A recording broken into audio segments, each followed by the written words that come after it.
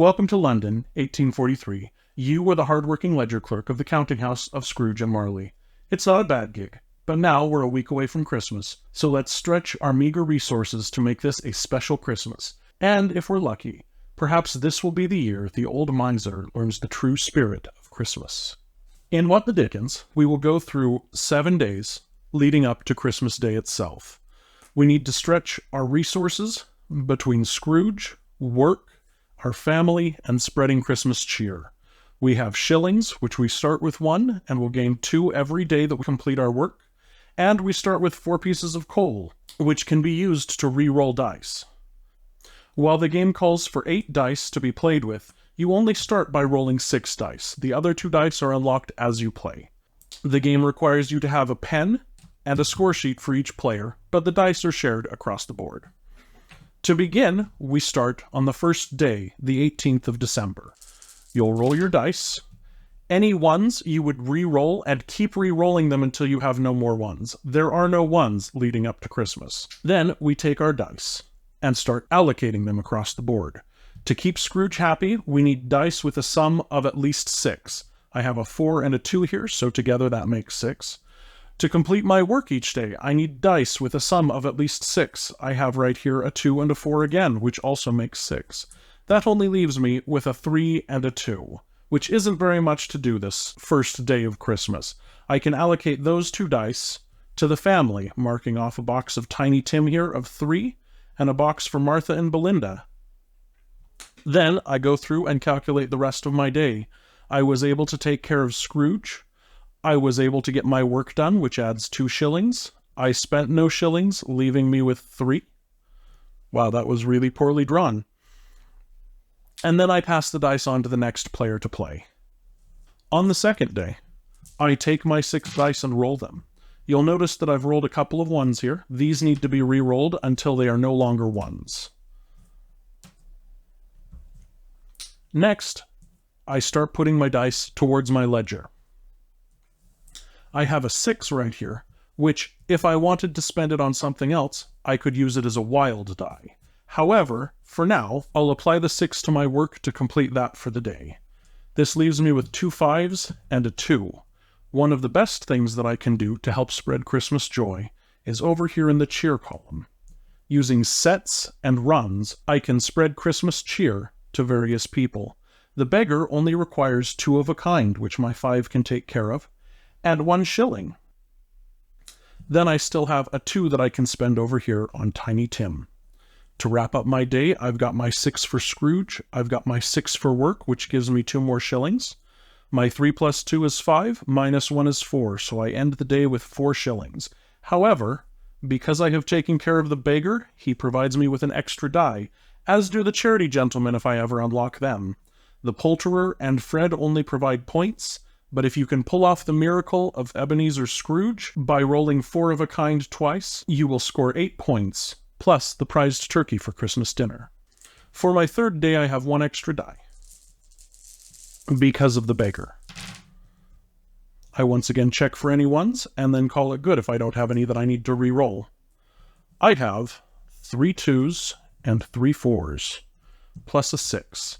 I'm going to spend 1 of my coal to re-roll all but 2 of my 2s to see if I can get another 6 for today.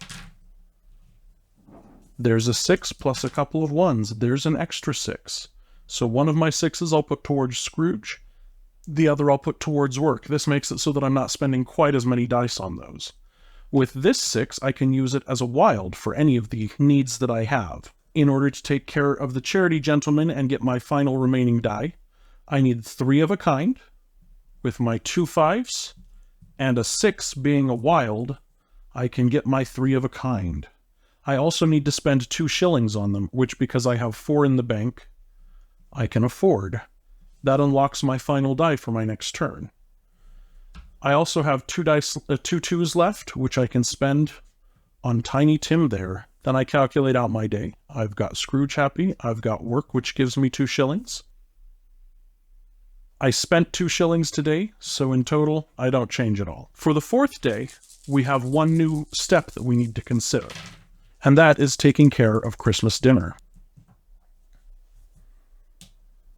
That was a spectacular roll. With my 3 wilds, my 2 5s, and my 3, I think I might start trying to work towards Ebenezer Scrooge here. With 2 5s and 2 wilds, that creates a 4 of a kind. With a 3, I can work with Martha and Belinda, and with my remaining 6, I can get them one step closer.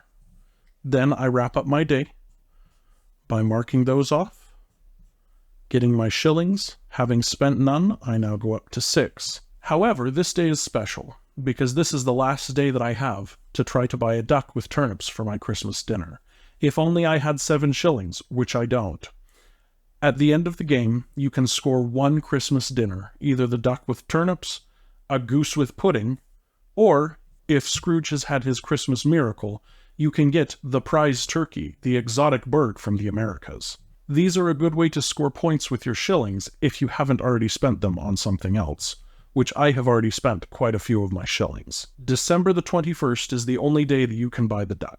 December the 23rd is the only day that you can buy the goose. For December the 22nd, I re-roll my 1s as per usual, until they are no longer 1. I didn't roll any 6s this day. With 2 3s, I can take care of Scrooge. With a 5 and a 2, I can take care of work, even though that's 1 more than is needed. Then I have 2 remaining 2s, a 5, and a 3. This 3 can go towards Martha and Belinda. If I can turn these into a run of 3, then I could score the poulterer, which gets me some extra points. However, 2, 2, and 5 are not a run. I would need a 3, 4, 5. But I can spend my shillings. For 1 shilling, I can increase the number on 1 die. So I can turn this 2 into a 3. For another, I can turn this 2 into a 3. And then for another, I can turn this 3 into a 4, providing me with my run of 3 for the poulterer. However, that did cost me some of my shillings, and I possibly won't have a Christmas dinner because of it. I took care of Scrooge, I took care of work, which means that I gained my 2 shillings, but I spent 3, so I'm down to 5. To begin December the 23rd, I roll my dice, re-rolling any 1s. I've got a 6 for Scrooge, I've got a 6 for work. I have 2 4s, I have 3 4s, 2 2s, and a 5. By spending 1 more shilling, I'm able to turn one of these 2s into a 3 and get a run of 4, 2, 3, 4, 5, which takes care of Fred, Scrooge's nephew. This leaves 2 dice left to mark off dice on Peter. While in this run-through I seem to be marking my way down, you can mark any of the dice that you want on any of the family members at any time. I wrap up my day by marking off Scrooge, my work, which gives me 2 shillings. Bringing in 2 but spending 1 increases me to 6 shillings. If I was able to purchase the goose for 10 shillings, it would be a good idea to pull it off, because for 10 shillings I can score 15 points at the end of the game. But I have spent many of my shillings already, and thus will not have enough money to buy the Christmas goose. It looks like it may be a Christmas without much Christmas dinner. It is now December the 24th. I am working my final day leading up to Christmas. I re-roll my 1s. By spending a shilling, I can turn this into a 4. By spending 2 more shillings, I can turn this into a 4. Getting 4 of a kind to unlock the Christmas miracle with Ebenezer Scrooge spreading Christmas cheer. This final 2 doesn't do me a whole lot of good. I can mark off the 2 on Mrs. Cratchit, but other than that, I won't be scoring anything extra. I wrap up my final day by saying that I took care of Ebenezer Scrooge, and I completed my work, gaining me 2 shillings. By gaining 2 but spending 3, I'm once again a shilling poorer today. You'll notice in the Ebenezer Scrooge column that on any of these boxes it mentions that if you don't take care of your employer, you'll be rolling 1 fewer dice. However, December the 24th, Because it is the final day and you don't have another turn to roll, there is no such punishment. So why take care of Ebenezer Scrooge when he's an old miser? On Christmas Day, if every box in the Scrooge column has been marked, you can mark this, earning yourself the blessing of Christmas present. If all of Scrooge's boxes are marked, you then gain 2 family dice. This allows me to finish filling in Peter, which means that I have scored Tiny Tim, Martha and Belinda, and Peter. We then calculate our total shillings, which is 5, and then we come down here to calculate out the final endgame score. We score 2 points for each piece of coal that we haven't spent, which is 3. We gain 1 point for every shilling that we haven't spent. We gain 4 points per family member that we have taken care of. If we have scored Tiny Tim, then we score that again. For the poulterer, Fred, and Ebenezer Scrooge, we can gain points as well. The poulterer gives us 4, Fred gives us 6, and Scrooge gives us 8. Since we have completed all of those, that gives us 18. Then finally for dinner, we weren't able to buy the duck with turnips. We weren't able to get Mrs. Cratchit's amazing Christmas goose with pudding. However, because we scored Ebenezer Scrooge, we were able to gain the prize turkey for 18 more points. This allows us to finish the game with 71 points. That is how you play a game of What the Dickens.